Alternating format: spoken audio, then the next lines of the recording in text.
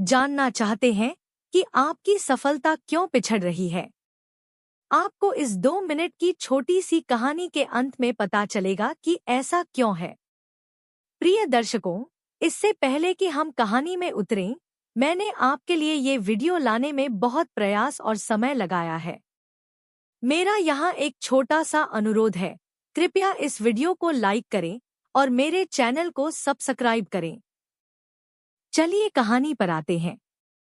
एक छोटे से गांव में रहने वाले लक्ष्मण ने एक दिन अपनी पत्नी कमला से अपने बगीचे में एक बड़े आम के पेड़ के बारे में बात की। यह पेड़ अब किसी काम का नहीं रहा। मुझे लगता है मैं इसे काट दूंगा।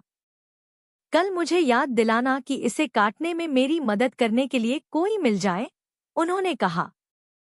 लक्ष्मण को नहीं पता था कि एक छोटा सा कौआ एक शाखा से उनकी बातचीत सुन रहा था। वह जल्दी से अपने घोंसले में वापस चली गई और अपनी माँ कौवे से बोली, माँ, मैंने उस आदमी को यह कहते हुए सुना कि वह इस पेड़ को काटने जा रहा है। हमें तुरंत कहीं और जाना चाहिए। हालांकि माँ कौआ बेपरवाह थी। डरो मत, बच्चे, उसने धीरे से कहा। उन्होंने कहा, वे केवल इसके बारे में बात करते हैं। कुछ नहीं होता। दिन बीतते गए और छोटा कौआ अपनी माँ के पास वापस आया और बोला, माँ, मैंने सुना है कि उस आदमी को गांव में लकड़ी काटने के लिए कोई नहीं मिला, इसलिए वह दूसरे शहर से आदमियों को लाने जा रहा है। लेकिन कौआ माँ केवल हंसती रही। चिंता मत करो, कुछ नहीं होता है। जाओ और खेलो, उसने कहा। कुछ दिनों बाद बच्चा कौवा अपनी माँ के पास वापस चला गया।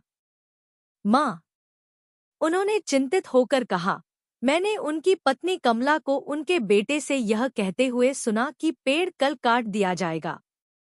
लेकिन कौआ माँ चुप रही। चिंता करने की कोई जरूरत नहीं प्रिय। यह तो सिर्फ बातचीत है। जाओ खेलो, उसने धीरे से उत्तर दिया। कुछ दिनों के बाद माँ कौवे ने अपने बच्चे से पूछा, क्या तुमने पेड़ के बारे में कुछ और सुना है?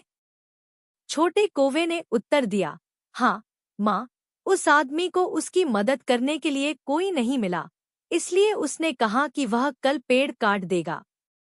यह सुनकर कौआ माँ का चेहरा बदल गया। उसने तुरंत अपने सभी बच्चों को बुलाया। अब हमें इस जगह से निकलना होगा। सब लोग अपना सामान पैक कर लें, उसने जिद की। उलझन में छोटे कौए ने पूछा, माँ, तुमने पहले कभी चिंता नहीं की, अब तुम क्यों चिंतित हो?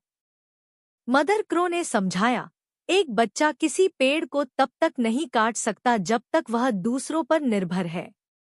लेकिन अब जब उन्होंने खुद ऐसा करने का फैसला कर लिया है तो वह इसे जरूर करेंगे।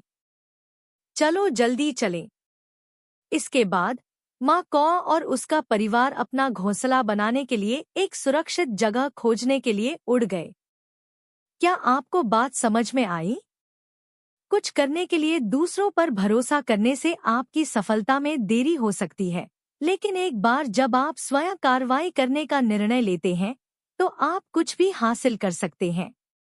अगर आपको कहानी पसंद आए तो इस वीडियो को लाइक करें और मेरे चैनल को सब्सक्राइब करें।